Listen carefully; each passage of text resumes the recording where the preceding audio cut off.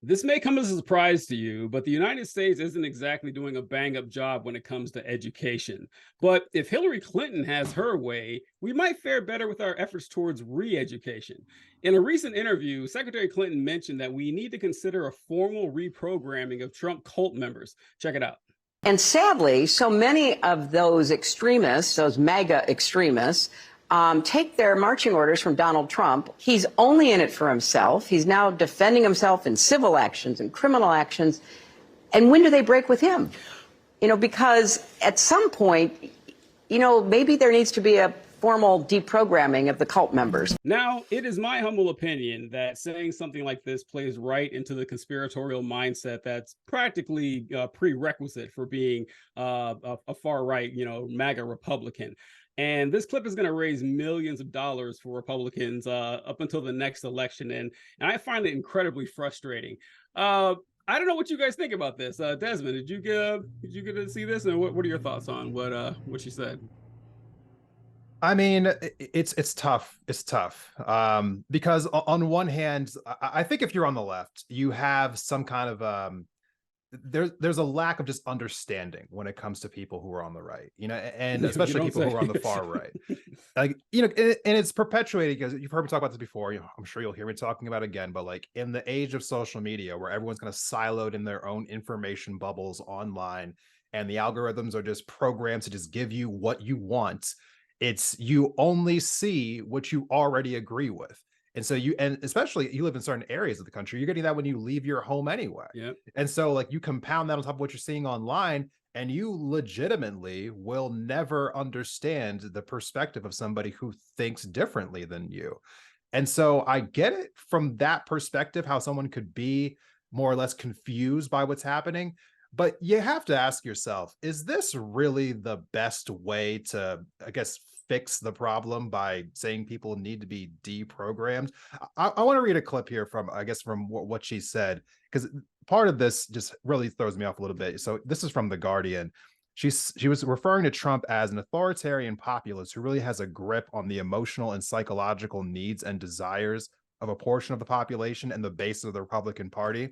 And she said, see in him someone who speaks for them, and they are determined they will continue to vote for him, attend his rallies, wear his merchandise, because for whatever reason, he and his very negative, nasty form of politics resonates with them.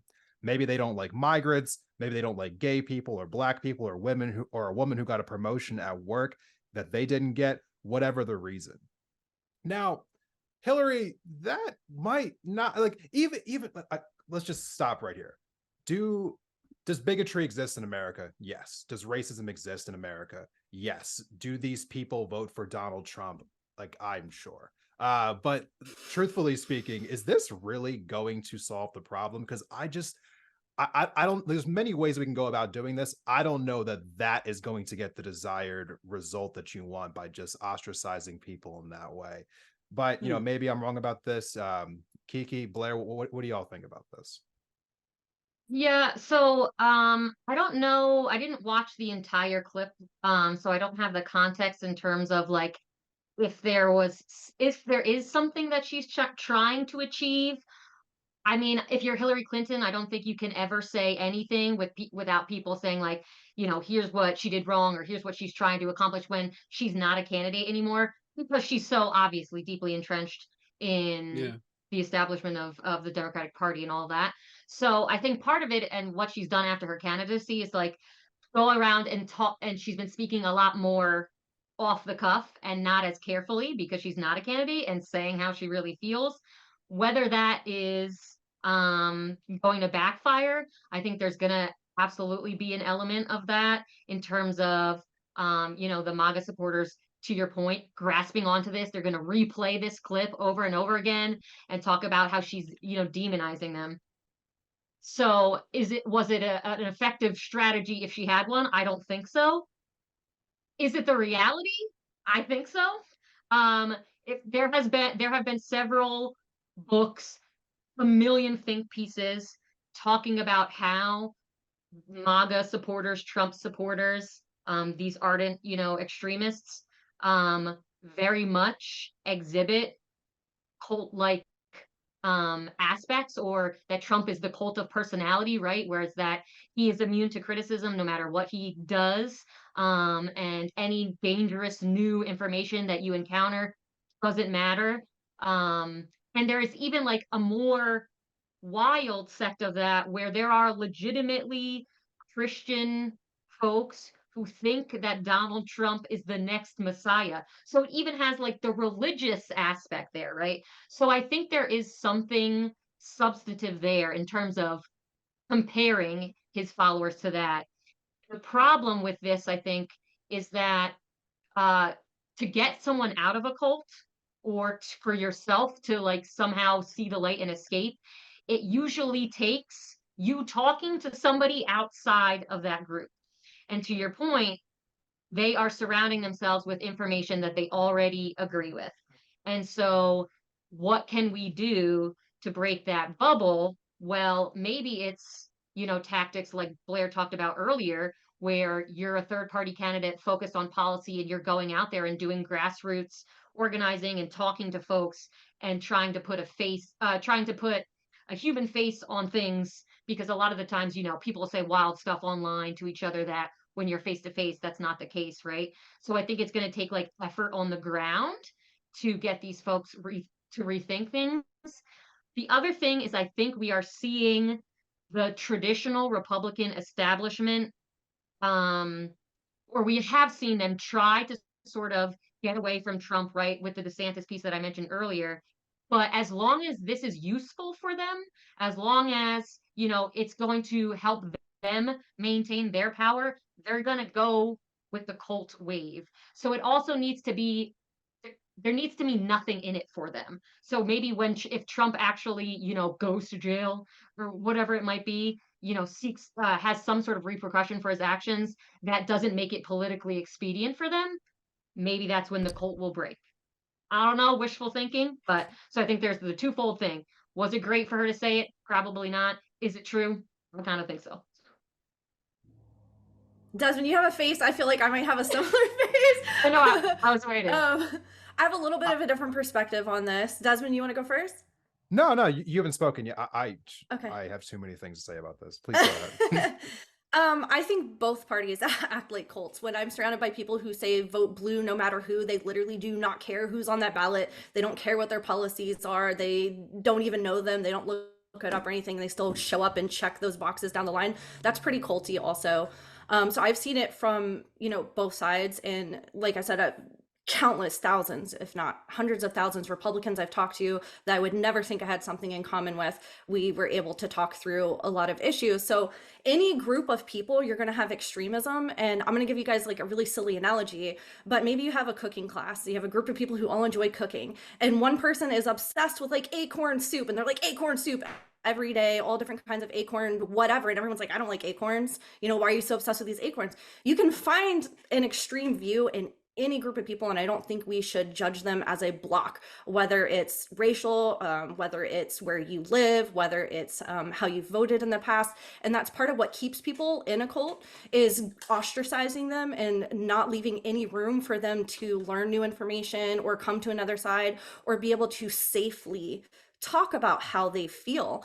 And when you have a lot of people who tie, their religion and beliefs into their political voting system, that's part of who they are. So you're not just dismantling like a political policy, you're kind of breaking down who they are as a person, and they have to turn around and think about that internally, reflecting like, was I wrong? Or is this real? Is this right? It's really, really hard for a lot of people to have that internal self-reflection. So I don't see a lot of Republicans as culty. There's definitely extreme groups in there, but there's extreme groups everywhere. So I think we need to do a better job at maybe, I'll say this like as a slight, is deprogramming our elected officials who are so out of touch with the average voter, who are, millionaires, if not billionaires, who by the studies literally don't even know how much a cheeseburger is for the average person.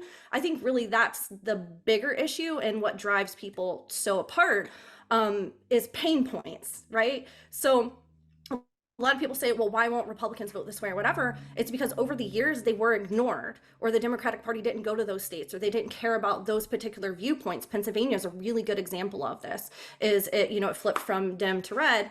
and now it's, you know, kind of purpley, but it was because you've got a lot of farmers. Most of the country is actually rural, right? And they weren't being heard. They weren't being helped. And when they had Democrats in charge, they weren't seeing results that they really needed and felt ignored. So they tried something else. And that's kind of why you see these swings over the years. It's kind of like a pendulum. Well, I voted this way and I didn't get anything. Now I'm voting this way. Am I getting what I need? And then trying to find that alignment with their personal viewpoints too. So I think it's more about people and reality and less about, you know, like cult wars. Culture wars, yes. I definitely want to challenge a couple of things you said there, Blair. But before that, you know, I wanted to hear from TJ first. You haven't really spoken too much on this one. Sure. What are your thoughts on Hillary Clinton's strategy, her perspective on all this? All right. So I agree with Kiki that they are in a cult. That they are. I think it's to me it's painfully, as someone who was in a cult, long story, but it's painfully obvious. But to what Blair said, so one thing that it's really easy and accurate for us to, like, you know, look down on the Trump supporters for their weird ass worship for, you know, this carnival barker. But let's be real, Obama had a cult too. He did. And I mean, there was a powerful, like, he was a powerful force, and like social media wasn't what it is today. So it didn't seem quite, but it was just as strong. Not quite as insane, but it was just as strong. Now, I also agree with Kiki that Clinton is right about the deprogramming. She's right. My problem with her statement, like my 95%, maybe 100% of my problem is that she said formal deprogramming. Like if she just said like literally anything else, it wouldn't have been that big of a deal, because she's like, listen, you know, these people have extreme views and, you know, we may have to try to convince them out of it. That's the same thing. But when you say formal deprogramming, you get Alex Jones people and FEMA camps, and they're going to lock us away. He wants to put them in a cage somewhere. Exactly. And, yeah. Do yourself no favors. And check this out. Like, let's say, and I don't think that's an overreaction from them. I really don't. Like, let's say Ron DeSantis went on TV and said, these people who believe in a woke ideology, we need to have a formal deprogramming. What would we say? What the fuck would we say? The exact same thing, because it is a terrifying statement. So yeah, that's my kind of thought of it. And the religiosity. So I grew up a right-wing conservative evangelical Christian. And so Blair, you'll know what I'm talking about here, is that version of Christianity, well, you know, technically it is Christianity. What it really is a civic religion. They basically raise you into worshiping capitalism, the United States, or at least this like 1940s version of the United States, and American conservatism. Like, and these people vote religiously. They vote like clockwork, and you can't get rid of them. And to the deprogramming part, Blair, you mentioned how this works on a personal level. It's very hard to do on a mass scale, even though that's what we attempt. But I can't tell you, I was in the military for 10 years, and I can't tell you how many times I had conversations with soldiers who were from fucking Possum Dick, Arkansas, or something like that. And they were as conservative can be. And I would tell them straight up Marxist rhetoric. And it's happened all this time. They said, you know, man, you should run for office one day. Like, I would vote for you. And I'd be like, why? That doesn't make any sense. Everything you want, I am against. But with, like, we're talking about why Hillary Clinton lost. And yeah, she made missteps on her campaign. And yeah, there's been, like, you know, there was 30 years of propaganda against her as, you know, the Wicked Witch of the West and everything. But what it really comes down to is that we joke that elections are popularity contests. That's exactly what they are. Like, people, as much as we hate to admit it, a lot of people, probably most, don't vote on a specific platform or policy. They vote on vibes, and which is why someone like Obama did so well, because he had great vibes. And that's my thoughts on it. Desmond, how about you? I really quick thing about Pennsylvania. Pennsylvania, as a person who grew up in the state, it's always kind of flip back and forth. It's been a purple state forever. You know, the counties in and around Philadelphia, they are very, very just like equal representation of Republicans, Democrats. And actually, it's a really interesting place to grow up when you're talking about developing a political ideology. And that led me to living out here in Montana now, which is a red state.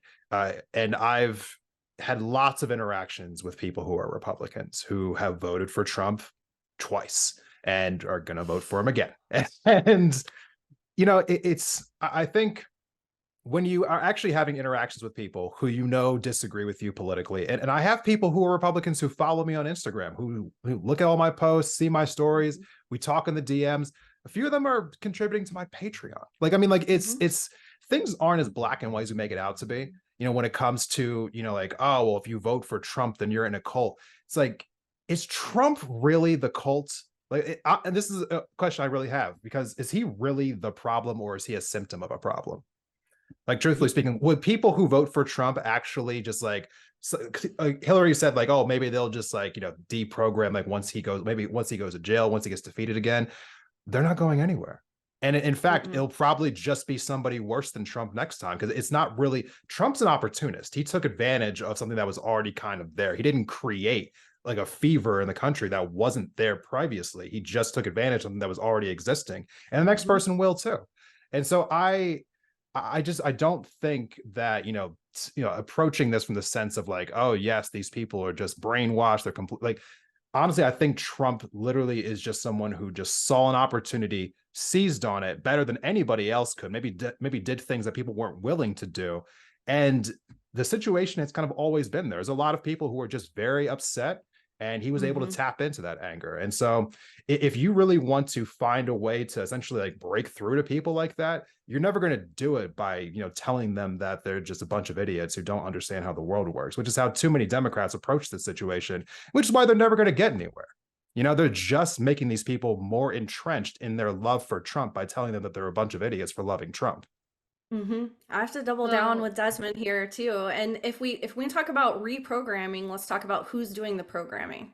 Okay. So that's our two-party system. It's our mainstream media that is doing that in the first place. And then with the silos, again, of social media being in this bubble, people never leaving their small towns, it's only getting increasingly worse.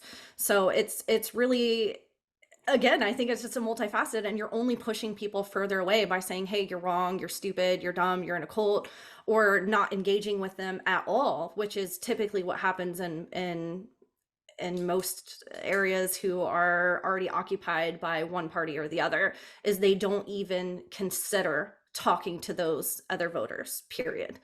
So that just continues to keep people in that lane. Yeah, Sorry, go ahead, Keith.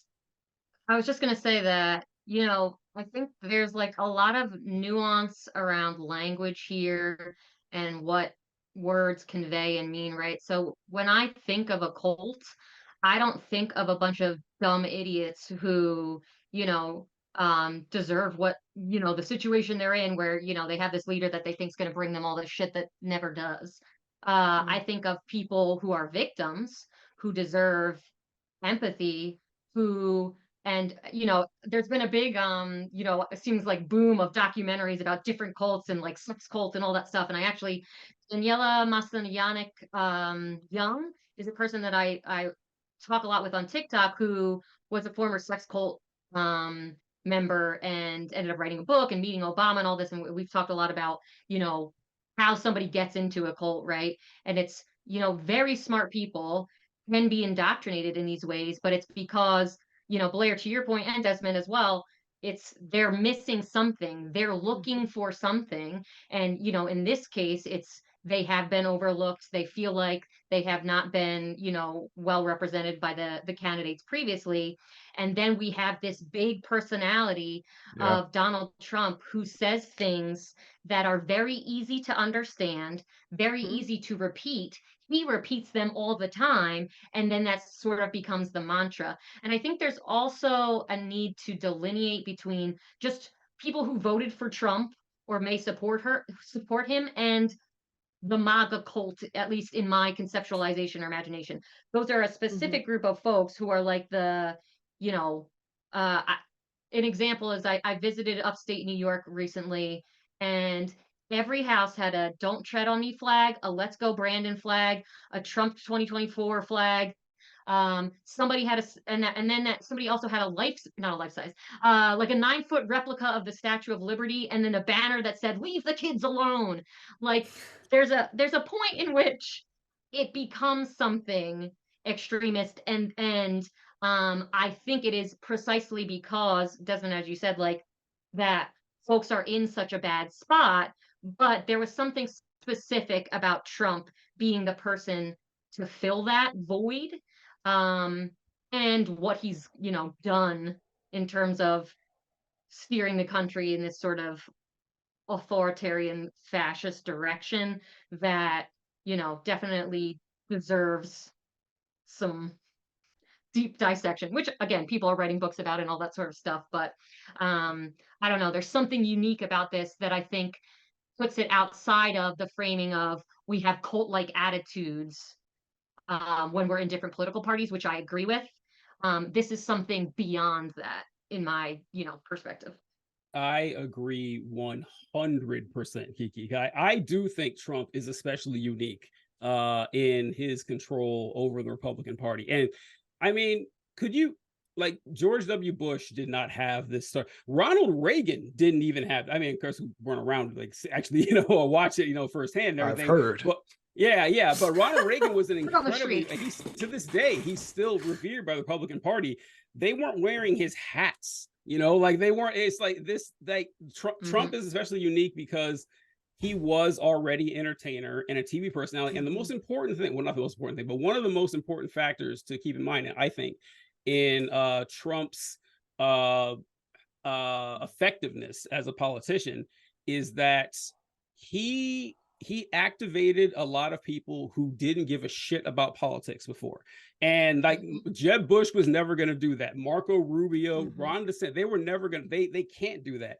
So yeah, Desmond, you're correct, I think, in that these attitudes have always been there. It's true. But having someone with the capability to, actually create this cult of personality, I think that Trump really, really excels in that area. I don't know, like I've seen, these thoughts before, and the love people have for, here we go. So like the evangelical Christians, for what we were talking about before, they've spent decades talking about how important morality is and how important, following the rules that God laid out for you. Trump violates every single one of them. They don't give a shit. Trump violates political norms. No one gives a shit. He has the highest percentage of like approval rating of any Republican president in the last like 50 years. So I think there is something actually especially unique about Donald Trump. Hell, he lost an election and he's still going to be the nominee. That's not something that happens. So I think he is very unique in how he controls the passions of the people. And I don't have a lot of confidence that most of them will, because a lot of them are old. Let's be true. Let's be real here. Like a lot of these people are 60, 70 years old. They ain't going to change. And one of the most depressing things I ever saw was there was a Netflix documentary about David Koresh in Waco. I don't know if any of you guys saw that. It came out a few months back. But they had some people on the documentary who were part of the cult. And that was what, 30 years ago? And like 80% of them still believed in it. Like 80, it was wild. I did not expect to see that. So yeah, so people who are even older and they're brainwashed into, by the way, this is what God wants you to do, and here is the best God has to offer, Donald Trump. They're gonna, stick with them for a long time. Yeah, and it points back to what Blair said earlier, right? The whole idea that it's their sense of self at this point is tied up in it. And so anything that works in opposition to that is like an existential threat to them. And I think Donald Trump has done a great job in being really effective with messaging. So like to your point, TJ, when he lost the election, it's the big lie, the election was stolen, and that was something easy for people to grip onto, but also excuses any of that conflicting information they're going to get. Doesn't matter, not true, election was stolen. So like, yeah, he's got a handle on that piece for sure. Sorry, Blair, I know you're gonna jump in. No, that was great. And I actually agree with you there too. There's this big piece of a lot of us, I don't trust the government. I was in the military. right? And I love our country. I fought for it. I care about it deeply enough to run for Congress and try to do all these things. But at the end of the day, do I trust the government? No. Do I think it's effective? No. So that's really easy messaging to tell someone is like, oh, well, they're just lying to you, right? Because there's already this huge distrust there. So it's just kind of a way, again, that he was able to be an opportunist, and he capitalized on the fact of knowing that there is this distrust, and then he just doubled down and doubled down and doubled down on it. And a lot of people, struggle with that. And we have to watch these court proceedings that takes years, right? And most of the time people are only getting the headline, right? So they're like voter fraud, and they see that and they don't have the time, the bandwidth, or maybe they just don't care enough to go and look or read through these long 100-page studies or these bills that are 300 pages long. They only trust these little snippets. So it is really easy to prey on people when they don't have the information. They told us this as kids, right? Knowledge is power. That's really true. And it's even harder to know what's true these days. Look online with like deep fakes and all these videos and clickbait headlines that people are just getting more and more confused.